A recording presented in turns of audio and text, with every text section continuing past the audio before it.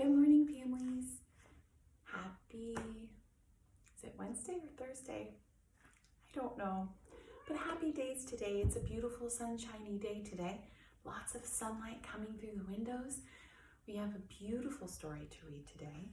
We have Mike Mulligan and his steam shovel. I hope you can see that. And just to ground down our practice today, I have our candle lit so we can concentrate on the words and listen to the story.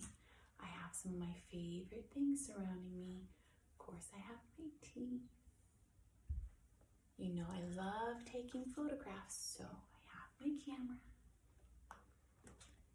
I also have this beautiful shell, and shells inside.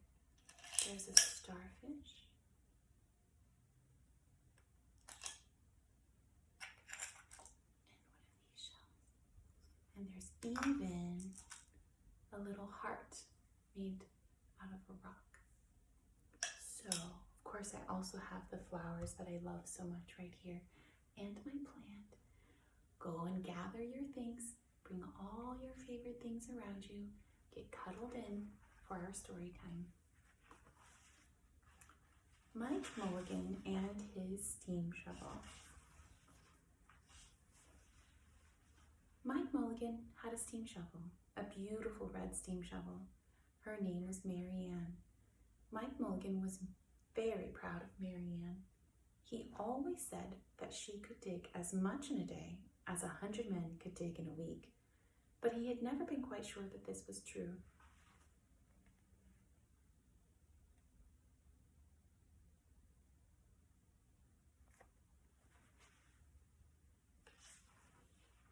Mike Mulligan and Mary Ann had been digging together for years and years. Mike Mulligan took such good care of Mary Ann, she never grew old. It was Mike Mulligan and Mary Ann and some others who dug the great canals for the big boats to sail through.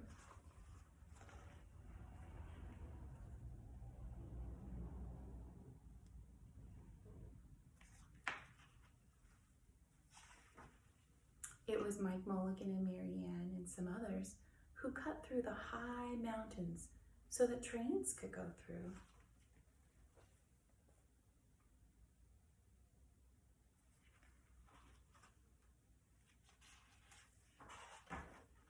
It was Mike Mulligan and Mary Ann and some others who lowered the hills and straightened the curves to make the long highways for the automobiles. Hi, Milo. He's gonna go to sleep. He's gonna listen to the story.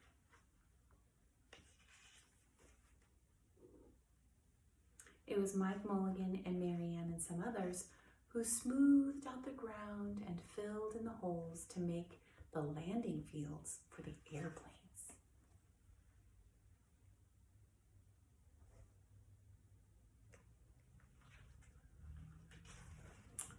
And it was Mike Mulligan and Mary Ann and some others who dug the deep holes for the cellars of the tall skyscrapers in the big cities. And when people used to stop and watch them, Mike Mulligan and Mary Ann used to dig a little faster and a little better. The more people stopped, the faster and better they dug. Some days they would keep as many as 37 trucks busy taking away the dirt that they had dug.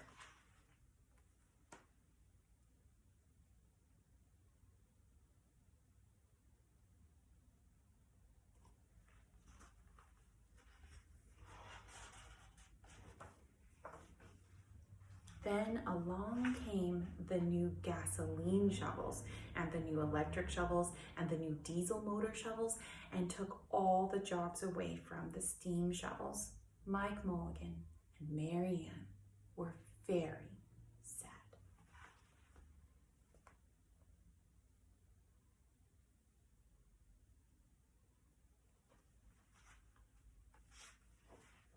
Oh, and down on this page right here, there's a fence right here, and here's Mike Mulligan and Mary Ann.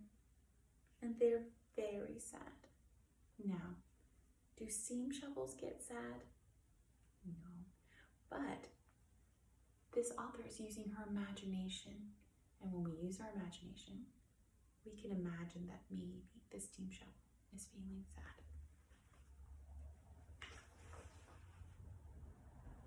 All of the other steam shovels were being sold for junk or left out in old gravel pits to rust and fall apart. Mike loved Marianne. He couldn't do that to her. He had taken such good care of her that she could still dig as much in a day as 100 men could dig in a whole week. At least he thought she could, but he wasn't quite sure. Everywhere they went, the new gas shovels and electric shovels and the new diesel motor shovels had all the jobs. No one wanted Mike Mulligan and Marianne anymore. Then one day, Mike read in a newspaper that the town of Popperville was going to build a new town hall.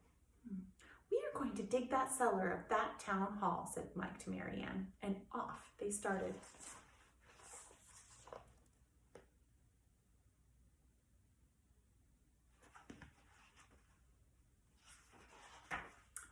They left the canals and the railroads and the highways and the airports and the big cities where no one wanted them anymore and went away out in the country.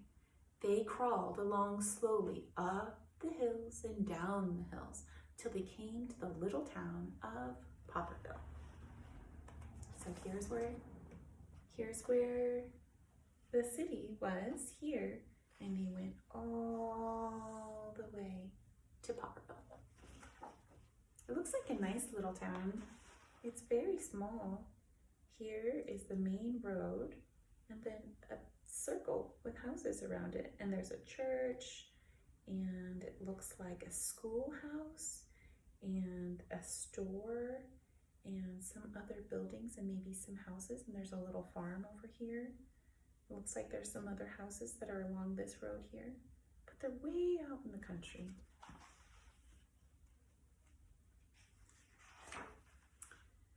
When they got there, they found that the selectmen were just deciding who should dig the cellar for the new town hall. Mike Mulligan spoke to Henry B. Swap, one of the selectmen. I heard, he said, that you were going to build a new town hall. Marianne and I can dig the cellar for you in just one day. What? Said Henry B. Swap. Dig a cellar in a day? It would take 100 men at least a week to dig the cellar for our new town hall. Sure, said Mike. But Marianne can dig as much in a day as 100 men can dig in 1 week. Though he had never been quite sure that this was true. Then he added, if we can't do it, you won't have to pay.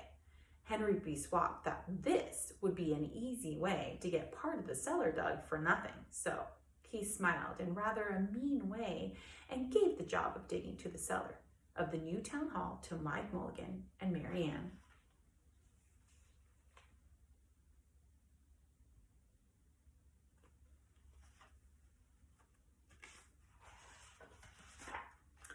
They started in early the next morning, just as the sun was coming up. Soon a little boy came along. Do you think that you will finish by sundown? He said to Mike Mulligan. Sure, said Mike, if you stay and watch us. We always work faster and better when someone is watching us. So the little boy stayed to watch.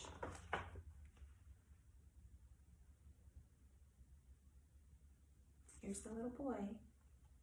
And it looks like there's Marianne, and they're going to dig the cellar right here in the center probably. It looks like there's a little bit of a fence. I don't know, 4 little fence posts that they've set out to sort of guide them for the corners of the building. So they're digging out that foundation. Then Mrs. McGillicuddy, Henry B. Swap, and the town constable came over to see what was happening, and they stayed to watch. Mike Mulligan and Marianne dug a little faster and a little better. Here's 3 more people, and there they are digging. What I love in this book is the sunshine is always smiling, or he looks like in this picture right now, he's smiling down on them.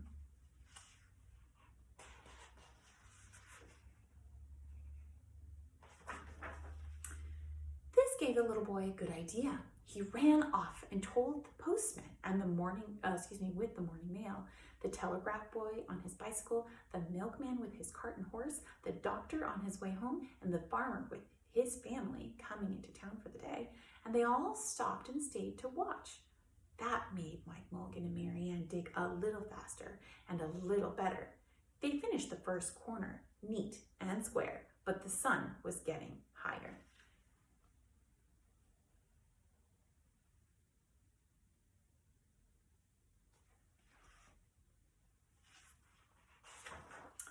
Clang, clang, clang. The fire department arrived. They had seen the smoke and thought that there was a fire.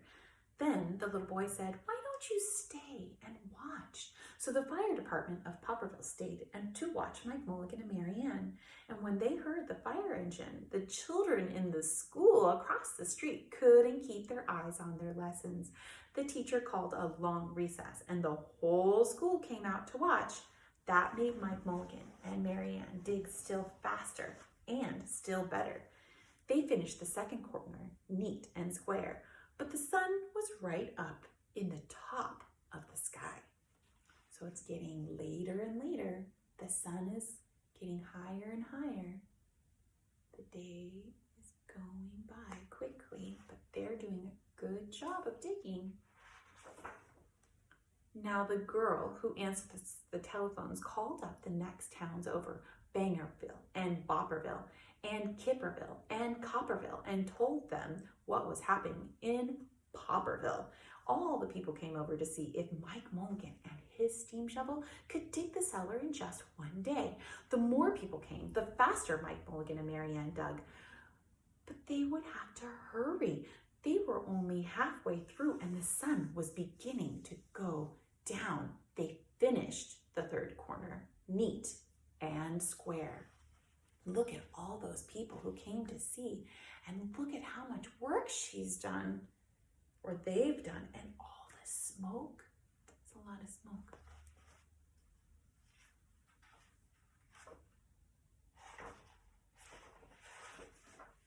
Never had Mike Mulligan and Mary Ann had so many people to watch them. Never had they dug so fast and so well. And never had the sun seemed to go down so fast. "Hurry, Mike Mulligan, hurry, hurry," shouted the little boy. "There's not much more time left." Dirt was flying everywhere, and the smoke and the steam were so thick that the people could hardly see anything. But listen, bing, bang, crash, slam, louder and louder, faster and faster.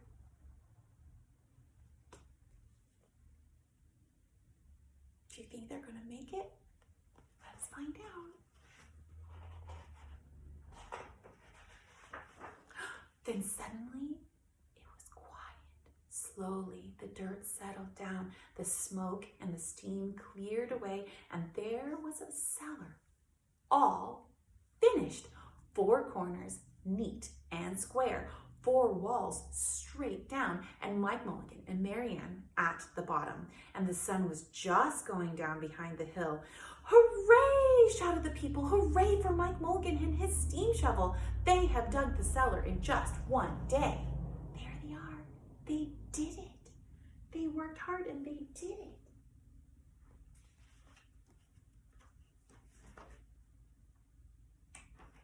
Suddenly the little boy said, "How are they going to get out?" "That's right," said Mrs. McGillicuddy to Henry B. Swab. "How is he going to get out and his steam shovel out?" Henry B. Swab didn't answer, but he smiled in rather a mean way. Then everybody said, "How are they going to get out?" "Hi, Mike Mulligan, how are you going to get out and get your steam shovel out?" Mike Mulligan looked around at the 4 square walls and the 4 square corners, and he said, "We've dug so fast and we've dug so well that we've quite forgotten to leave a way out." Nothing like this had ever happened to Mike Mulligan and Mary Ann before, and they didn't know what to do.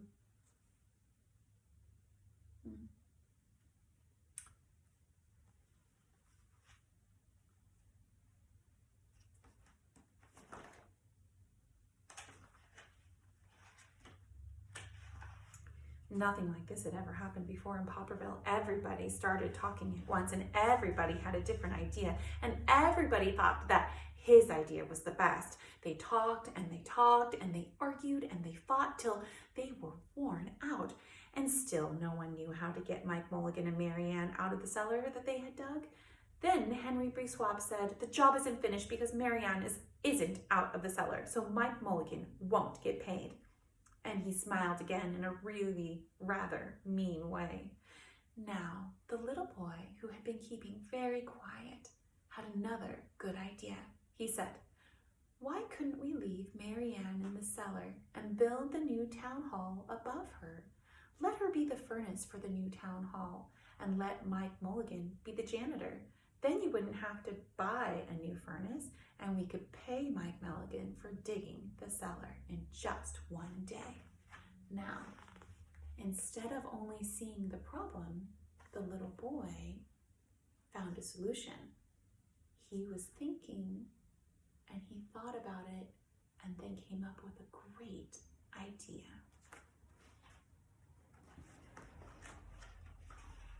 Why not, said Henry B. Swab, and smiled in a way that was not quite so mean.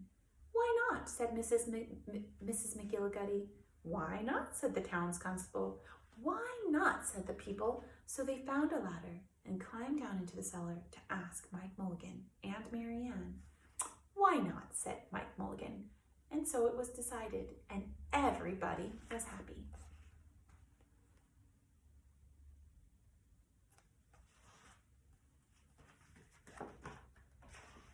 They built the new town hall right over Mike Mulligan and Mary Ann.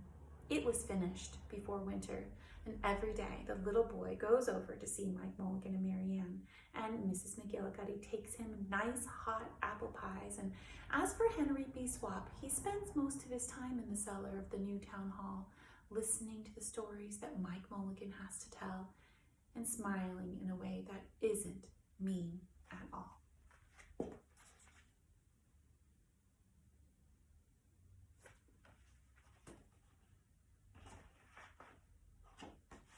Now, when you go to Popperville, be sure to go down in the cellar of the new town hall.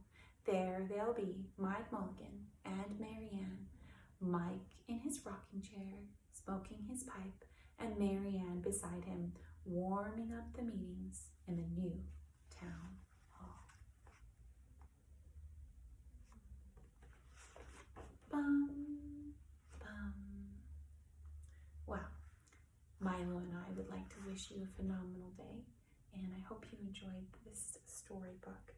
Virginia Lee Burton is one of my favorite authors, and a lot of her books that I love so much that are part of our library here at home I've brought over to Starlight. So hopefully someday soon I'll be able to get some of those so I can read them to you as well.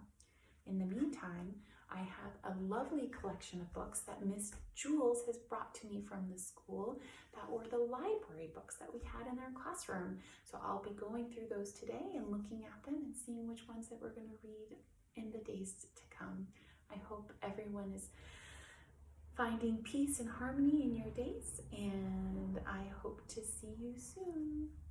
Bye, everyone.